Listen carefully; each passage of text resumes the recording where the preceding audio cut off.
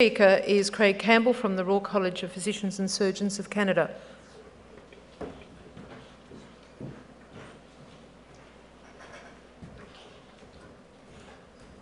So it's great to be here and to be invited to participate in this. I'm going to present the view of the Royal College that we have had over the last 5 years after revalidation was initiated. And while you look at my conflict of interest declaration slide, I'm going to share two. I feel compelled to say two other things. One is that Danny Klass was my postgrad dean when I was a medical student and a resident.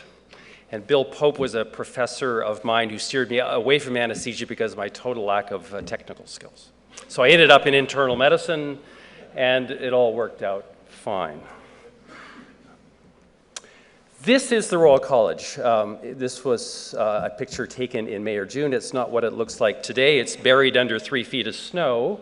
And the only reason I put this up to you isn't, it's a nice looking building, but it's to remind you that in 1929, this organization was formed by an act of the Canadian Parliament. So although we exist to support and enhance our members, particularly my responsibilities around CPD, we act in the public interest and for the public good. And the way we thought about CPD had that two lens in mind, very, very much so. And I want to talk, I'm not going to tell you the details of the maintenance certification program. You don't care the details of how many points and cycles we have, but I want you to know a little bit about why we started out in the way we did. This is our key, sort of our tagline. We think that CPD, framed through this MOC program, was about enhancing learning to advance care. And as Liz Farmer talked about earlier today, I want you to pay attention to some of the words here as I go through the next few slides. So we wanted it to reflect an evidence-informed educational initiative that supported, enhances, and promoted CPD and for the goal of improving professional practice. The values that we tried to express through the program was that the learning that our fellows did should be relevant across every dimension of their practice, every CanMEDS role, regardless of context, and that everything that we did in a lifelong learning strategy would be responsive to needs and focused on outcomes. And that the goal is that fellows would use learning activities of all sorts, and they were directed at doing what I think fellows set out to do every single day, which is to maintain and enhance the highest standards and deliver those highest standards to patients. But that they would, as a part of that process, continuously review and seek methods that would constantly improve that competence and performance as part of their obligation professionally. And that they would then, and this was the biggest shift, was that they would document the things that they did, the outcomes that they had achieved in an e-portfolio. So I hope I've maybe convinced you that our intention wasn't simply to get people to record the things they did, but to really around learning that enhanced practice. Now, these were the educational principles. I won't review that. A few were added in 2010, but you can see that we are trying to enhance learning and practice that is as much competency-focused, evidence-formed, and system-based. Now, this is the statement of revalidation. That program, from its conceptual and intentional point of view, was implemented in 2001.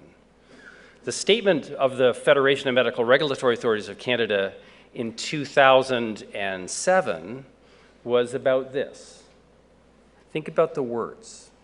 A quality assurance process in which members of every provincial and territorial regulatory authority are required to provide evidence of their commitment to continued competence in their practice. The purpose was to reaffirm in a framework of accountability that we were maintaining our competence and performance in accordance to professional standards. And this was formally implemented in the provinces of Saskatchewan and Quebec in 2007. And as the statement that I just read to you was being developed, the college was formally invited as a member of an external working group to frame that statement and to be an active contributor and collaborator to what revalidation was intended to do. We were deemed to be an equal partner in this. And here's the position statement. So the participation in a valid process. And the interesting thing was that every regulatory authority to date, and Bill's province of Manitoba was about fourth in order of implementation, every single one has embraced the MOC program as an acceptable process for the purposes of revalidation. But there were a couple of caveats. And here are the two.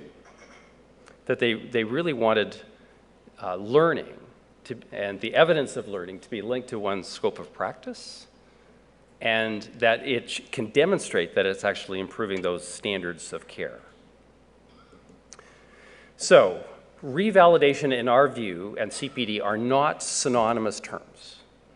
But I think that there's been some very interesting areas of both convergence and divergence between these two terms. And here's the areas of convergence. And the first is that both the MOC program and the educational colleges and the regulatory bodies both embraced a common set of values. I don't think that's trivial in system change. We both came to the conclusion that continuous learning of a physician or a doctor is both a professional obligation, a medical regulatory requirement, and I have to say in our country it's a public expectation. So the MOC program that became mandatory for fellowship and membership is now a component that's now linked to licensure since 2007 and ongoing. The other area of convergence for me is it's a common set of purposes that we're trying to engage both from a regulatory and an educational college perspective, that the learning has to be relevant to practice and achieve meaningful outcomes. We're struggling to figure out how to do that well, and we're not perfect by any means, but we have a common set of purposes. And those purposes are framed around the CanMEDS competencies, at least for the Royal College in Specialty Medicine, although CanMEDS FM for the College of Family Physicians has a very similar approach and perspective. And the third area of convergence, I think, is around an expectation of what the role of the physician is in all of this setting of requirements. And it's around things like designing and implementing a practice-specific learning plan.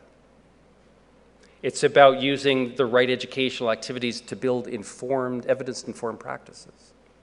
And it's about identifying through and documenting and reflecting on the questions I've asked myself, the areas of practice that I've actually assessed, how I have identified gaps that I can improve, and so forth. But we've also had a new model of collaboration. When we started out, John Parbitsing, when he wrote the first brief around maintenance certification in 2000, saw CPD and regulation as two very different silos. In fact, it was planned to be distinct from the things that regulatory authorities do. But what's happened since revalidation, and it didn't happen just exclusively because of revalidation, and I apologize for this next slide to advance, and my PowerPoint slide skills are part of my goals to get better, is it looks more like this. Yeah, I know. I wish I was an emergency medicine doctor. They do much more fun things. But, and Jason Frank is an emerge doc, if you know him. But it's that we're trying to build an integrated CPD system where everyone has a role. So there's the Royal College, yes, we have a role. Provincial regulators clearly have a role. The Medical Council and our specialty societies, the faculties of medicine, hospitals, doctors have a role. And the teams that they work with, and patients have a role, as well as our national organizations and our protective association, among others. We are trying to think about, with revalidation, an integrated framework where everyone is at the table. It's the Quebec way. Now, the future intention is, I'll explain that in the question period if you like. The future intention is that we would continue to collaborate around taking where we started from and continuing to move it, because it's not where it needs to be at the moment. So we're not where we need to be exactly, but we're on a path to improvement, just like we expect of our docs. Now, there are areas of divergence, and I'll end with this, which is I don't think our CPD system is really designed to establish fitness for practice, is what Sir Ruben talks about, and others. But it is to promote continuous enhancement of practice, which we had a very interesting conversation with the regulatory authorities, which, my analogy was if they would be like the Maytag repairman, waiting for something to do. If we were effective in CPD, maybe they would have very little to do. And I don't think our systems, at least at the moment, were designed to protect the public, which was really in the regulatory domain. And we're much more descriptive than prescriptive, although some of our regulatory authorities want every physician to have a communication course, because that's how they see the problem. We do set annual expectations and cycler expectations, as all of you do. And we do have mandatory expectations, but we're not being explicit of exactly what they need to do. Maybe we need to do better in that. But there is change ahead, and the future is competence by design, not just for CPD, but certainly for our residency training programs. And we are on this path. Ken Harris is leading this initiative at the college. And as we revise our CanMEDS 2015 project, we are setting and defining a set of milestones that will begin at the beginning of residency training and end at retirement. That will have one approach to lifelong learning, one set of approaches, and one set of tools. So, competency-based CPD and our transition to it, we believe in the future as revalidation goes forward. I think this is, again, convergent. It's going to focus less on just the things that we participate in, that we give credit for, and more on outcomes that we've achieved from that engagement that has enhanced our practice. And that we'll focus more, as we think about health outcomes, on teams, not just the individual component parts of those teams. But there will be a debate, and it's going to be about, is learning going to be measured against my specialty, internal medicine 1984, or my current practice?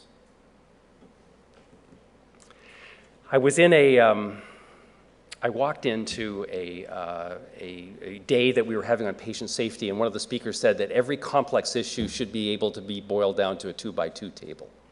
So I thought, okay, can I do that? So here's my attempt at a 2x2 table. When you think about revalidation, CPD, in the context of whatever country that you work within, I think that there's going to be at least two major sort of stressors or parallels. One is, are we going to design the system to be more about compliance or about commitment to enhancement? And the other is going to be about practice, or is it going to be about specialty? The answers to that question of where the system will fall in this 2x2 quadrants, I think will be resulting. But could I ask that in the future, there is a need for clarity? Somebody said that earlier today, the way we use terms. We need a clarity of use of terms. We use the same words to mean different things. And we use different words to mean the same thing. And if we're going to get collaboratively together across the world, we're going to have to do better than that. We use things like scope of practice, competence, performance, but we don't often define it very well. And we need clarity of purpose, the roles and expectations that my country expects of my organization, and what we expect of our specialty societies and our regulators, et cetera, because our patients, I would argue, deserve no less of that.